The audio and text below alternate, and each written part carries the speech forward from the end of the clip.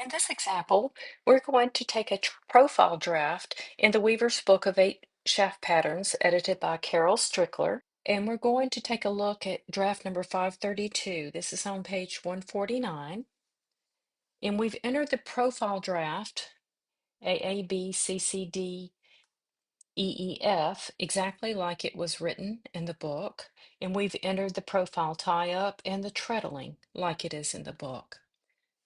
And one of the things that tends to be a little bit confusing for people when they look at the profile draft and then look at the tie-up in the middle of the page for 532 is the no draft actually has a tie-up.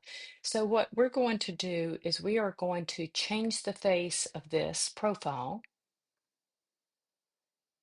to use like that so that we do have a tie-up in the no block treadle, which is block F, and we're treadling F, and it has no blocks. And you'll see that this works very nicely. So I'm going to save this with that change. And so that we can see our design a little better, I'm going to repeat it a few times, and we'll repeat it 3. That way we can verify that the cloth that we see in the book looks like what we came up with. So now we have the profile repeated, and we're going to go to block substitution. I'm going to do summer and winter. I'll choose the pairs of O's treadling sequence to generate with the tabby, and we'll hit the generate button. Now let's first take a look at the tie-up that we see, and let's compare it to the book. Treadle 1 has the tie-up on 1 and 2 for tie-up 532. The remainder of the treadles on the second one, those are our tabby treadles. In the book, A, B, C, and E blocks have the tie-up, and then 6 and 8. Then the next one. Just checking through here, I won't read them all to you, but I'm sure you guys probably have the book if you're watching this video, and you can see that the tie-up is exactly as it appears in the book. But we did have to do that change face to make that happen. And I think one of the reasons for this is that the book's tie-ups are in sinking shed. But anyway, this works. I know that the no blocks treadled used to confuse me when I started with this before we had this feature in Tempo Weave. So when I do the view, I'm going to press my V key to look.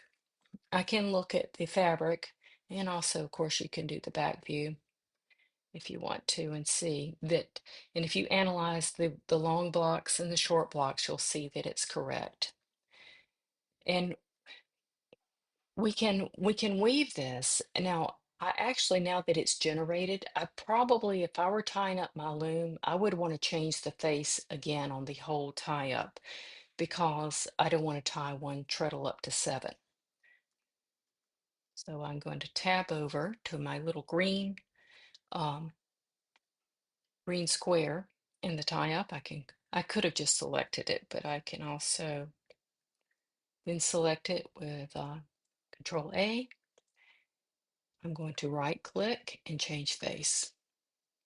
Now my tie-up's a little easier for me because I do have 6 ties on one treadle, but I don't have that 7 to deal with. So now let's take a look at the draft and make sure that it looks correct. And if we go back and compare it to the book, we'll see that it does. So this is a quick and easy way of taking that profile draft and generating a thread by thread um, threading and treadling sequence. Now, the other thing about the Strickler book that can make some of these different is the number of treadles required. And there's another video on that that shows you how to reduce this from 14 treadles to 10.